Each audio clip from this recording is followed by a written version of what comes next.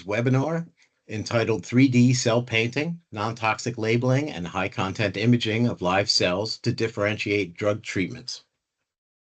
I'm Dan Collins, a field application scientist with Yokogawa Life Science, and I'm here with my colleagues, Martin Cotet and Arvon Tully, and we're going to have about a 40-minute presentation, and we'll have Q&A at the end. Martin and Arvon will now introduce themselves.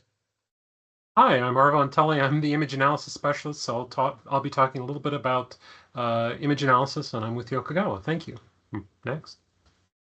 And hi, I'm Martin from Saguaro Bioscience, and I'm the scientist in charge of the development of fluorescent probes and live cell imaging. And so I'll be starting the presentation. So we'll be presenting, as Dan said, 3D cell painting on live cells. And so just to give a quick intro, cell painting is a morphological profiling method. Basically, we want to stain and image different compartments and structures. It's used for fixed cells, developed 10 plus years ago. And the idea is by staining these different compartments and different cell structures, you're able to look at cells and observe cells as they evolve through different phenotypes. So the idea is you plate your cells and you treat them with different chemical compounds or genetic modifications, and then you fix the cells, stain them, and image them. And the idea is the cells are going to present different phenotypes. And by analyzing these images, these cells, you're able to extract features which are then able to analyze either through statistical means or by training classifiers to observe and to see the different cell populations and how your treatments can affect cells. As I was saying, it's been introduced over 10 years ago. So over the last 10 years, what impact has it had on drug discovery? And basically, the most profound impact it has had is by switching from a kind of dogmatic unidimensional approach where you would look at a specific target, design an assay for that target, and then look at your compounds, screen your compounds, whether they had or not an effect on that target. But you might be missing a lot of opportunities simply because your compound might be acting on different targets. And so by switching to phenotypic drug discovery, and in this case, cell painting, you don't necessarily need to know your target. You can have a more agnostic approach and design a multidimensional assay, where the idea is you just want to see if your compounds, your perturbators have effects on the cell phenotypes. And that way you can have something which is more thorough. Again, there has been a study in 2024 where they tested over what they call dark chemical compounds, 7,000 of them. So basically compounds that were inactive in over 100 assays. And they were able to show that 12% of these compounds did generate different phenotypes, which were not necessarily known to colocalize with known mechanisms of action. It also, because a number of data sets have been made publicly available over the last years, that allows you to develop your experimental protocols and your analysis based on these data sets, so you can validate them. And finally, there has been a lot of innovation over the last couple of years, especially on computational approaches for the analysis. So you can always use older data sets and just go through them again with these newer approaches, and again, extract new information and new insight into mechanisms of action and bioactive compounds. So we've been talking about cell painting, which has been developed for fixed 2D assays. And so here what we want to show is what you need to move from these 2D assays to 3D assays on live cells. And the first aspect that I'll be presenting is the 3D model, and especially the staining you can use to go on to 3D. And so the staining we're presenting is ChromaLIVE. which is a non-toxic dye. The idea behind that is we want to make it as easy to use as possible. So the first step to the protocol is simply mixing the dye with your culture medium and seeding cells with the culture medium containing ChromaLIVE. That way, cells will start to be stained right away. Then the next day, you can start treating your cells with your different compounds and then move on to imaging the cells. How the dye works, it's a unique multichromatic dye, which you can excite at 488 nanometers, and it will emit around 600 nanometers.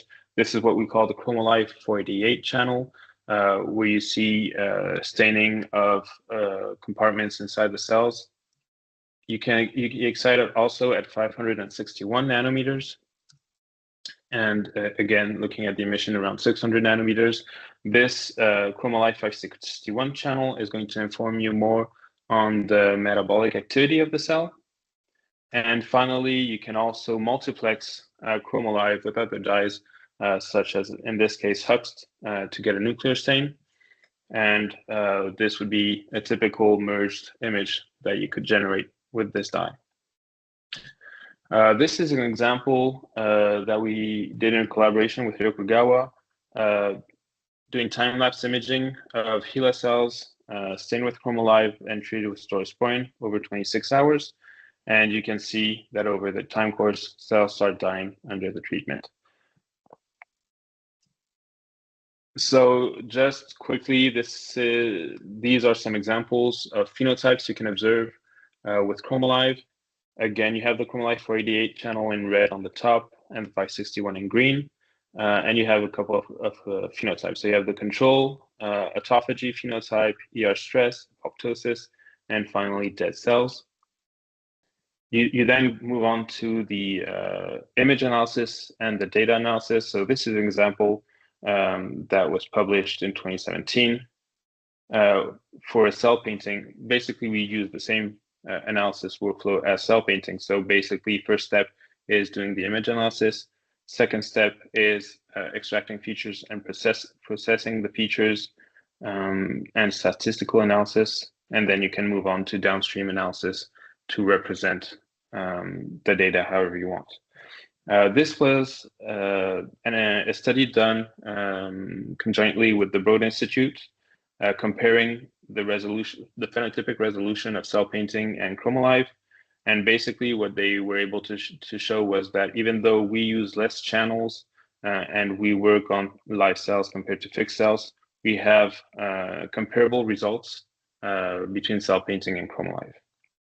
The added benefit of ChromaLIVE, of course, is you're doing this on live cells. So again, you're able to image whatever time point you want and multiple time points at that. So in this example, these are some controls of the JUMP-CP data set, and you can look at them over 3 days. Early years time points at 3 hours, and then all the way to 72 hours. And you see that some phenotypes are going to change over time until you generate basically dead cells after 3 days of treatment. So how do we translate that to 3D? Quite simply. So in this case, the model we use were HEC 293 spheroids. And so again, ChromaLIVE was diluted in DMEM, and then HEC cells were plated at 60,000 cells per well. In this case, in a 96 well plate, but using specially designed wells containing microwells. The idea is you get single spheroids in each microwell that allows you easier imaging. So the cells were stained with ChromaLIVE, grown for 2 days, then stained with Huxt, grown for an additional 2 days. So after these 4 days, they were starting to get imaged and treated with compounds over the next 3 days. So we tested, in this case, 4 compounds at 4 different concentrations for each. Spheroids were imaged at T0 right before they were treated, and then after treatment, they were imaged every 24 hours for 3 days. So now I'll be handing it over to Dan, who will be presenting you the second part of this development, which is having the right imaging software, the right imaging hardware to image 3D models. All right, thank you, Martin. Now to talk a little bit about the imaging hardware that you're going to require to do this type of assay when we're talking about moving into 3D live cell work. In order to gather the images we need for 3D cell painting, we need a high-resolution automated microscope that can image clearly in 3D, keep live cells viable for long periods, and image quickly and gently. Why is Yokogawa the choice for live and 3D high content analysis applications? All three of our imagers are based on Yokogawa's in-house developed imaging technology called dual spinning disc with micro lens confocal. This imaging technique is fast, high resolution in both 2 and 3 dimensions, and is gentle on live biology. Our onboard environmental control available with every one of our imagers is second to none and key to reducing confounding effects of media evaporation and other issues that can arise with less well-designed onboard incubation systems. From our compact yet powerful CQ1 to our flagship high-speed screening system, the CV8000, and now our latest imager, the CQ3000, which makes several of the CV8000's most sought-after options available to labs on a budget, our imagers are exceedingly robust, have top-notch environmental control, and yield high-resolution images quickly while being gentle on biology. So what do we mean when we're talking about confocal microscopy, and why is it beneficial for the type of research we're discussing here today? Confocality, short for conjugated focal plane, is the use of pinhole systems in the light path of an optical arrangement to collect in-focus light while blocking out out-of-focus light. In this simplified diagram, a pinhole near the light source on the left creates a point source for the excitation light, which is focused on the sample.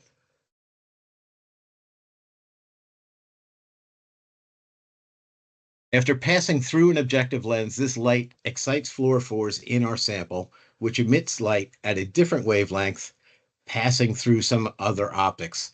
I'm keeping it simple here. And then onto the camera.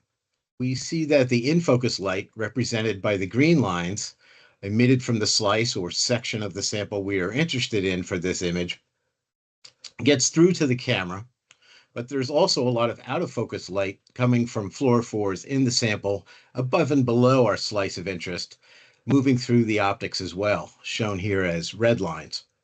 The real magic happens with this pinhole.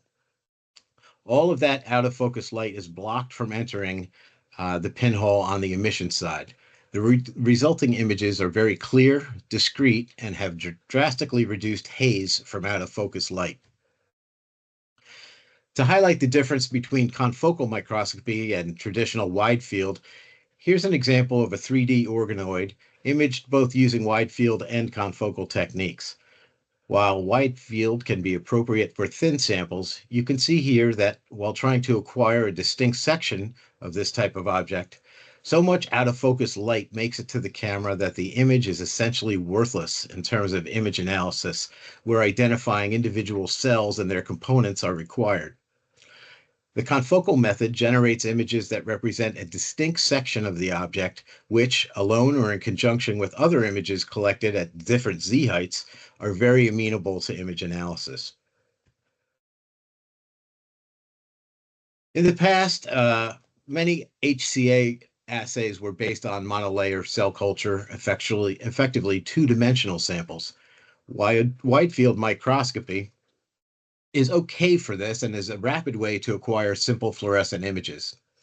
Wide field microscopy performs poorly when imaging thicker samples, however. Out-of-focus light from above and below the imaging plane can make the images fuzzy.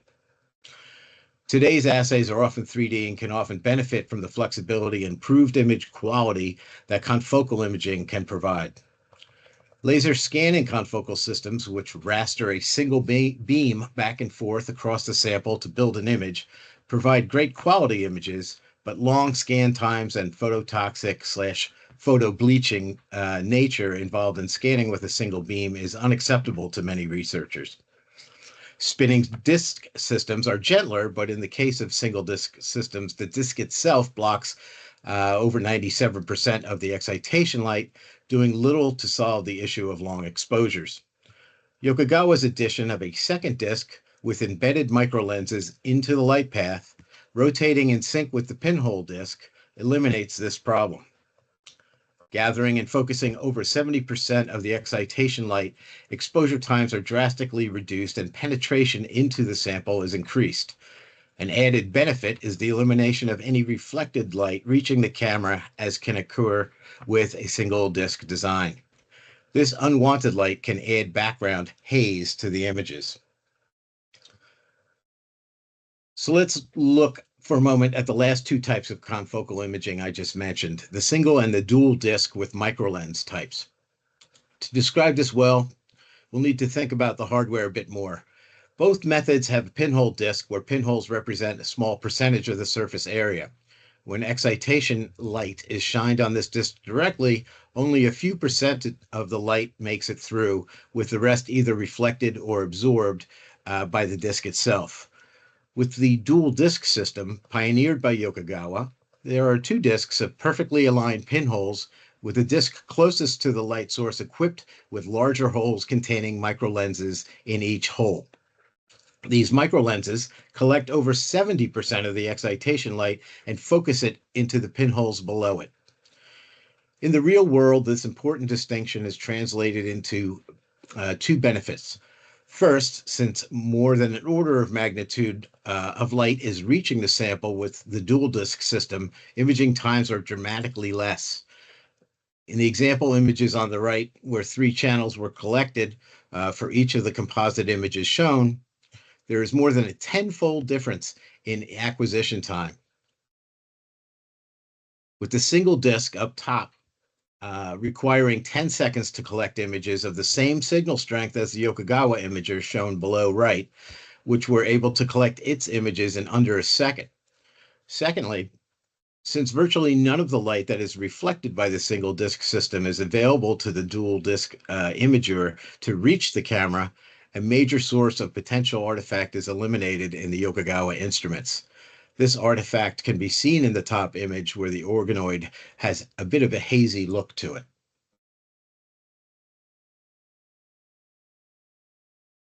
To summarize, the Yokogawa dual spinning disc confocal really brings spinning disc technology into the realm of high content analysis. As we discussed, dual spinning disc with microlenses is inherently fast and gentle, which makes it ideal for rapid imaging of both live and 3D samples. With Yokogawa's method, the imaging process results in less phototoxicity and bleaching while generating high-quality images, allowing the extraction of better quality numerical data in the end, using our own flexible and powerful image analysis software, Cell Pathfinder. As I touched on earlier, Yokogawa's imagers have excellent onboard incubation. For long duration experiments, it's very important that the biology is kept in a high quality environment so no non-treatment variables are allowed to confound assay results. Several studies have shown that proliferation rates of mammalian cells within our systems are indistinguishable from growth rates of cells kept in standard laboratory incubators. Here's one such study over 68 hours, comparing growth rates in the CV8000 versus a typical CO2 lab incubator. Programmable temperature and humidified CO2 flow within the imager's thoughtfully designed environmental chambers. With cell proliferation limited only by the exhaustion of the growth media within the sample, and it is possible to pause imaging runs to add fresh media, Yokogawa live cell support is arguably best in class. Water immersion objectives are ideal for 3D live cell experiments we set up here because they lead to much less distortion as we go deeper into our sample. This leads to sharper images and thus better resolution at depth.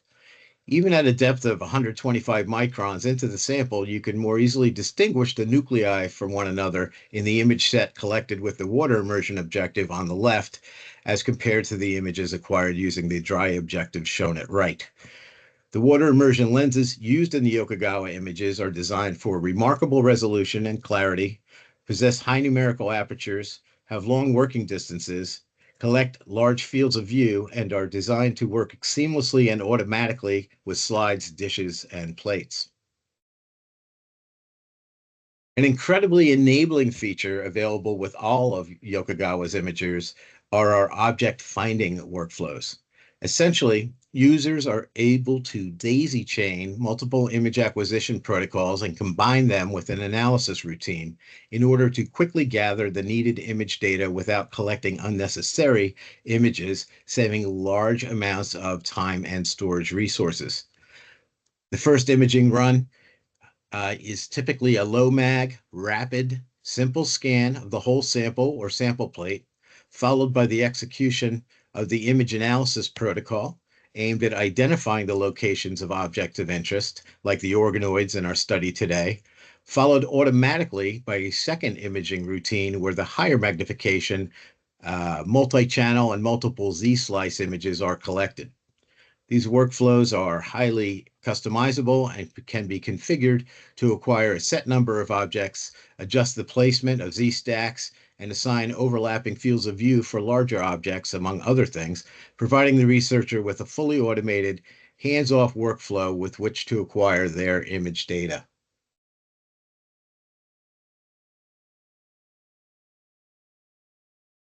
So, which of the three Yokogawa images to choose for our collaboration with Saguaro? Well, we know that all three systems use our homegrown dual spinning disc with microlens technology, have great environmental control, and can seamlessly run automated object finding routines. But only the CV8000 and CQ3000 possess water immersion optics for the best image quality in 3D. The CV8000 has more sample throughput capacity than we require for these experiments, and since we also didn't require onboard liquid handling for this study, the CV8000 wasn't necessarily required here.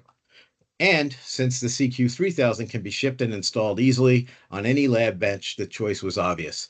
For this application, we chose the new CQ3000.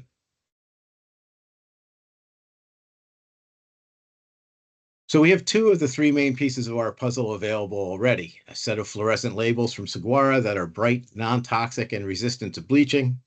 We have an automated imaging microscope in the CQ3000 from Yokogawa to collect the necessary images quickly and gently. Now we need to take the acquired images, pull from them the numerical data desired by the researcher using image analysis software. And now Arvon Tully, our image analysis expert, will discuss how he used Yokogawa's own software, Cell Pathfinder, to do just that. Thank you, Dan. I'd like to now talk a little bit about using Cell Pathfinder to analyze the images that have been collected.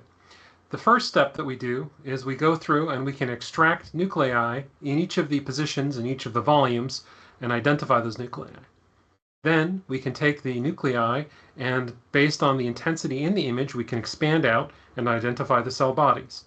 These give us the first two pieces of information that we require to identify the morphology and intensity information and positions of all of the cells in each of these organoids. Then we find the organoids, and we're using conventional image analysis. Because of the good signal to noise and excellent penetration depth, it's trivial to use conventional image analysis, which is faster and easier to set up than some of the AI methods. In this case, AI could have been used, the AI and deep learning could have been used, but we chose to use the conventional methods because it was fast and easy.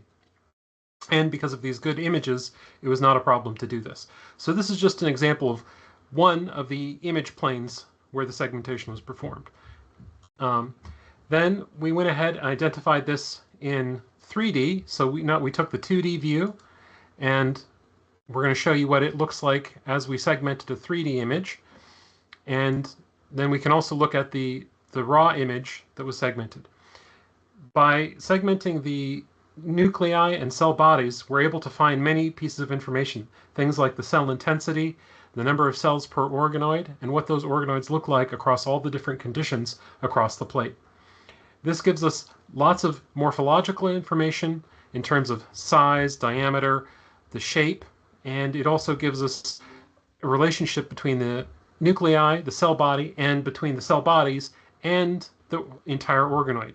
This gives us a rich set of information and features that can be used for the morphological and phenotyping used in the next step, which Martin will now discuss. So this will be the next step to talk about. So Martin will now talk about the data analysis, the secondary data analysis. Thanks, Arvin. So for the final step in this workflow, so we've been able to stain our 3D model, we've been able to image the 3D model, and Arvin has explained how we're able to extract features and data from the images. And now we'll be looking into how we can analyze and organize these features to be able to interpret the results from assay. So as I was saying earlier, the idea in this part is to be able to reduce the data. It's multidimensional. There's 1,000 plus features extracted from the images. Some of them are redundant, some of them are only noise. And then we want also to reduce them further with statistical analysis and clustering. So this can be done by multiple ways, principal component analysis, t-SNE plots, or UMAP. The idea is always the same. Get features which are, the dimensions are too big for us to simply conceive, and bring it out to 2 features, 2 dimensions, 3 dimensions. So that's something that we can, again, be able to interpret. So a representation of this is, for example, here we have a GMSO condition, store sporing condition. We image approximately 15 spheroids for each condition. Each of them has, again, this high number of features that we extracted. And then these can all be collated.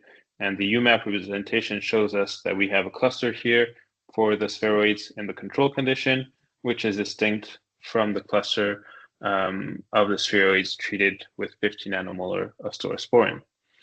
So if we go further and we look at all the staurosporin conditions over time, we see that we have these clusters evolving over time. So on the right, you have representative images of these spheroids. At 24 hours here, you see the blue, which are the lower doses, separate from the orange, and then they tend to colocalize after 48 hours.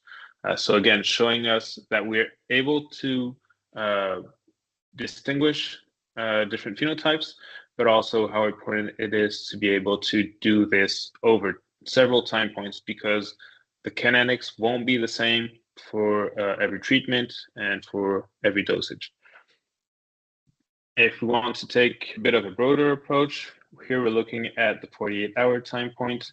Again, I've said we had treated with multiple compounds, so this is the cluster corresponding to the controls at 48 hours. This, again, corresponding to staurosporin treated spheroids. Spheroids treated with Brefeldin A, ER stressor, and a cluster corresponding to cells treated with rapamycin, which induces autophagy. So we can see that we're able to distinguish all these different phenotypes. And again, if we want to take an even broader approach, we also can represent this with hierarchical clustering. And that way we can define how many different clusters we want to see. So we can, for example, define a cluster for the control, which also includes lower doses of some of the compounds.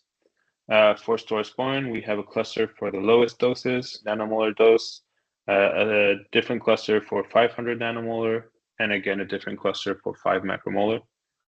Brefeldin A, also the lower dose, is different from micromolar doses. And finally, rapamycin, 5 macromolar of rapamycin, clustered together differently from the 50 micromolar rapamycin after 48 hours. So to sum everything up, the idea in this webinar was to show how you can achieve 3D live cell painting. And what we feel is very important here is really the synergy between Yokogawa, their hardware and software, how their fast and gentle imagers are able to do confocal imaging in depth of these 3D systems, but also the software is also able to extract all the pertinent information, and then coupling that with our dyes at Saguaro. So we pride ourselves in providing non-toxic dyes, easy to use, mix and read, which in turn provide data-rich images, allowing you also to do kinetic measurements. And so these pieces together allow you to achieve the highest success rates in your 3D models. So again, an overview of all the systems and all the products that can help you in this in your 3D assays, the hardware from Yokogawa and their onboard software, and the different dyes that we propose at Saguaro for non-toxic staining of your samples. Thank you. And of course, we'll be taking questions if you have any. So the first question was, can you clarify, did we segment fully in 3D, or did we make a 3D reconstruction from 2D segmentation? And so we did a fully 3D segmentation. And then the next question was, what was the size of the organoids used in the study? They were about 200 to 300 micrometers in diameter. Diego, can you answer the question about what features used for the UMAP plots? Yes. Yeah. So we were basically saying that we don't specifically select the features. We just remove things that are highly correlated between each other. So it's about a threshold of 0.8, 0.85% correlation, and those are the ones that we use for plotting in a UMAP space. Will the CQ1 be updated to use water immersion lenses? The answer is no. The CQ1 is designed for low cost and compactness and maintaining all the quality. It's physically too small to support the water immersion lenses. That's part of the reason why the CQ3000 was designed and built, to offer as compact a form factor as possible and still offer water immersion lenses. The next question was from Emmanuel Gustine. How large can a spheroid be that you can fully image? And what if you cannot fully image it? For a live organoid or spheroid, you can typically image up to about anywhere from 120 to 150 micrometers.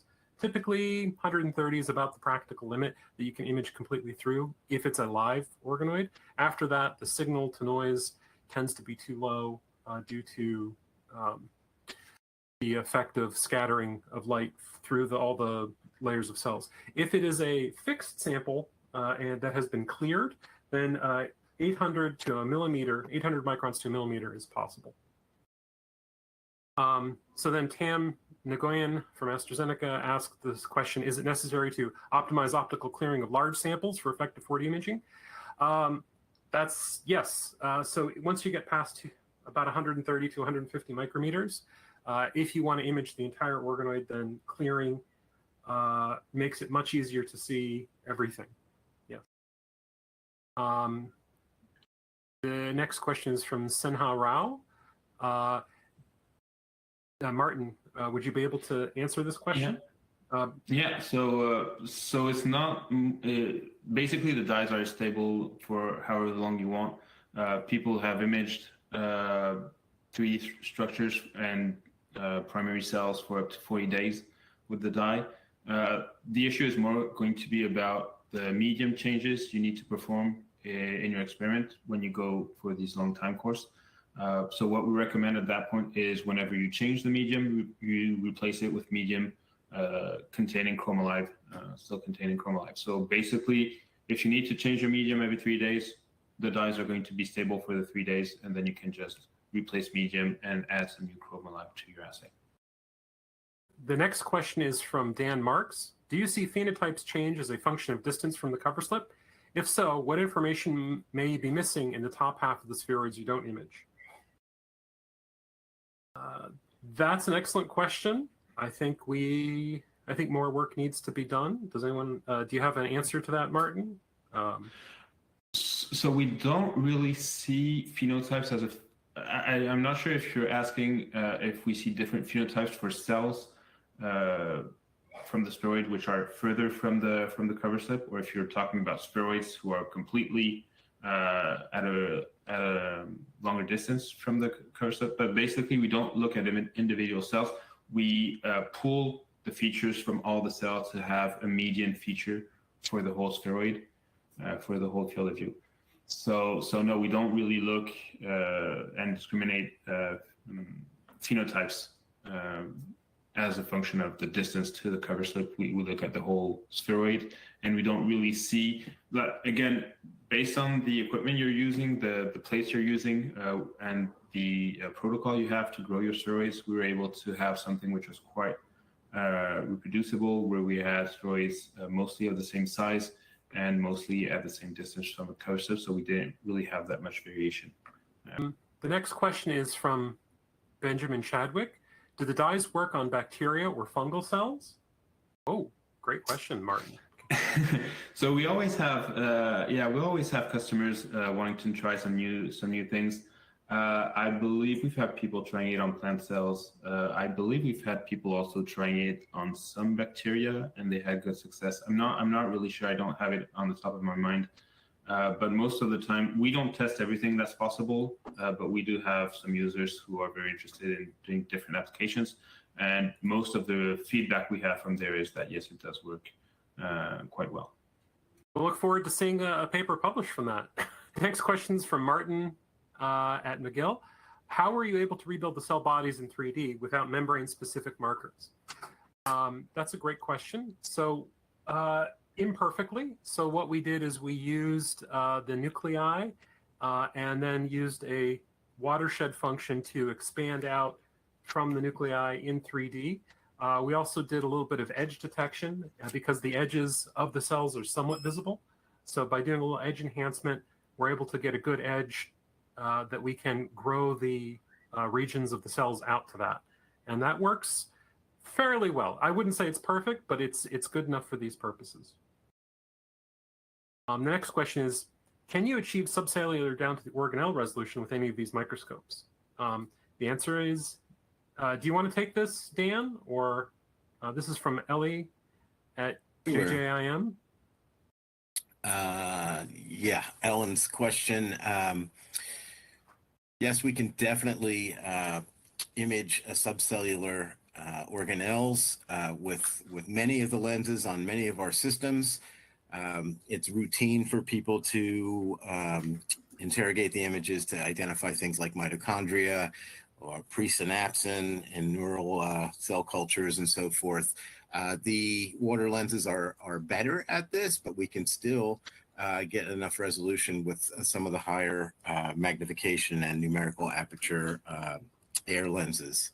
So we have a 60x magnification lenses available on all of these systems. So anything you can see with the traditional 60x, we can see with these. The next question is from Joe Steiner. How deep into the 3D organoids were you able to image with the 3000? So in this experiment, Arvon, did you say about 1,000 microns? No, these were live. So I think we topped out at about 150 micrometers.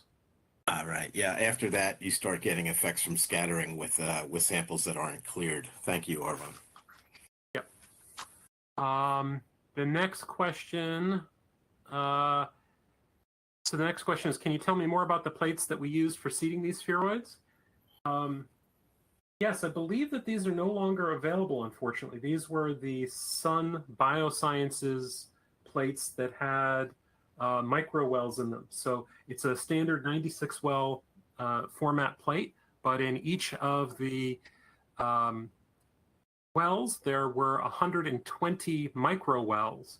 So this allowed us to choose individual organoids, so they could seed up to 120 organoids in each of those 96 wells to increase our replication for each type.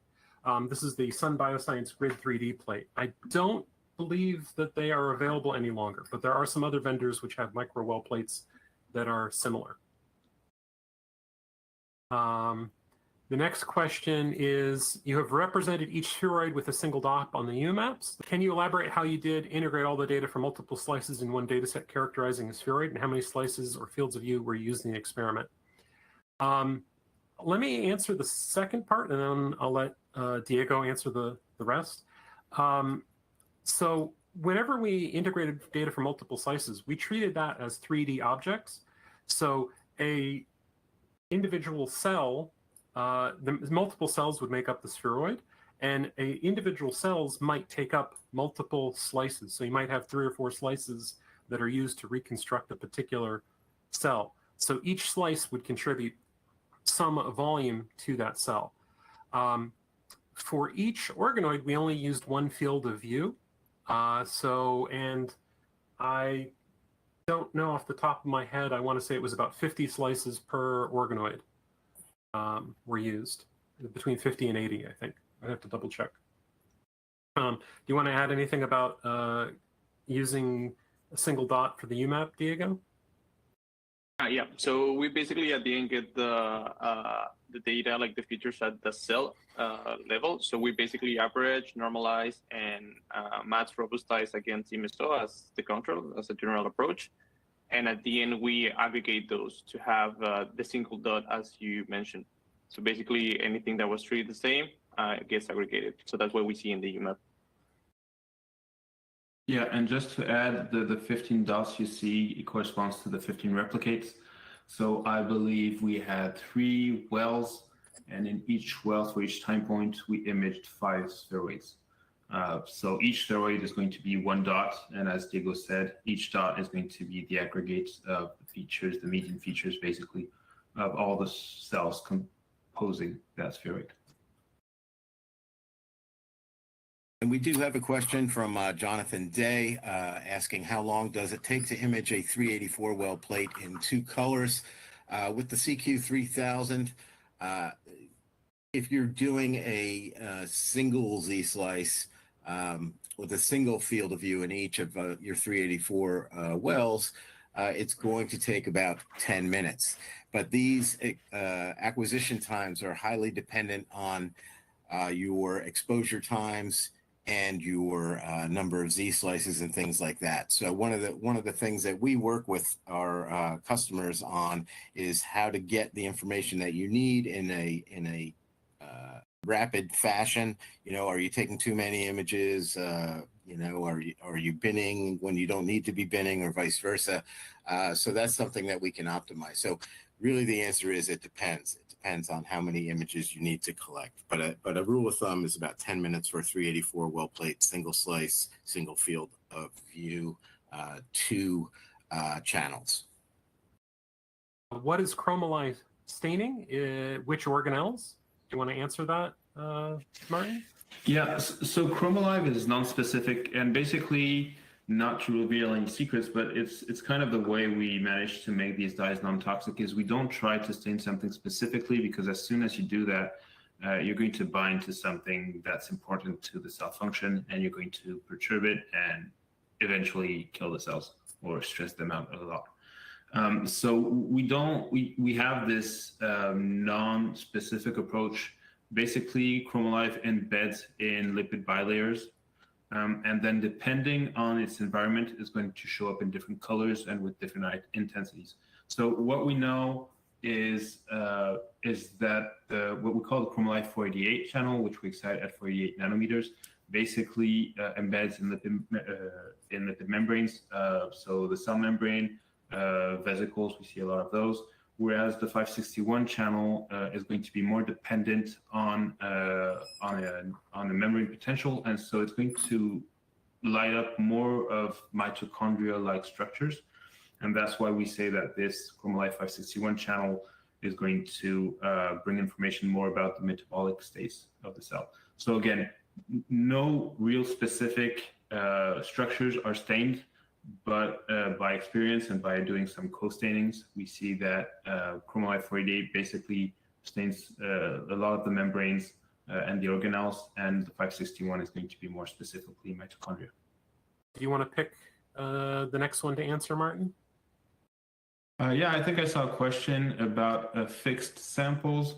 So you can head over to our website at cyberobio.com, and we have an app note. So basically, we have a product called ChromaLIVE Fix. ChromaLIVE will not be fixed. Basically, if you kill cells, if you fix the cells, ChromaLIVE is going to just be washed off of the dye. So you have an additive, ChromaLIVE Fix additive, which you can add to cells to be able to then fix them. Also, another question about multiplexing using cyanine 5 dyes, cyanine 7 dyes. So yes, other channels are available. That's why we're able to add HUXT, for example. You could also add as cyanine 5 dyes, far red dyes. Always be very careful when so it's possible, but just be very careful when you're multiplexing to do the right control. So basically, have ChromaLIVE stain cells on one side, then have your other dye alone separately on another well, and then finally have all your dyes together and image them in all the channels. So that way you know what is the bleed through, what is the contamination from each dye into each channel. And that way you can make sense. You can even add a fluorescein like dye or LXF488 dye because it's not going to fluoresce in the same wavelength as ChromaLIVE because it's going to fluoresce more around 520 nanometers and not 600. So yeah, it's possible to add more dyes. Just make your due diligence. Just be careful about how you image them, and you should be fine. And then there's one final question I'd like to answer, and I think we'll be done. But Emmanuel asked 2D versus 3D. We did do analysis both in 2D and in 3D. And unless Diego's I think Diego will agree with me here, the results and the clustering was much better in 3D because whenever you're doing the analysis in 2D, you're really missing a good fraction 90% of the cells. So you're really not able to segment individual cells. You can only see the, kind of the rough outline of the organoid. In this case, we're able to cluster the individual cells by doing the imaging and the analysis in 3D. So yeah, I think 3D, it's all about looking at the cells in the context of the tissue. Do you have anything you guys want to add to that? Something I really like about 3D models, so first of all, of course, is the relevance of the model it's like a step further than 2D models. But something else is that we have some really neat phenotypes from dead cells, which we can, of course, distinguish very easily from healthy cells. But mostly when you do 2D imaging, you're going to, especially if you go for longer time courses, you're going to lose them because they're just going to detach from the cover slip and just float away. So you're often underestimating the dead cell population when you're doing 2D assays. 3D assays, you can run them for much longer than the typical 2-3 days you can do in 2D. And most of the dead cells might get trapped into the extracellular matrix of the spheroid. So it's really neat seeing like really all those this dead cell population becoming very important in stress conditions. It's not something you always see in 2D, so for that 3D is quite nice. Fantastic. Thank you everyone for joining today. We will have this webinar saved and posted to our website if you'd care to download it or view it.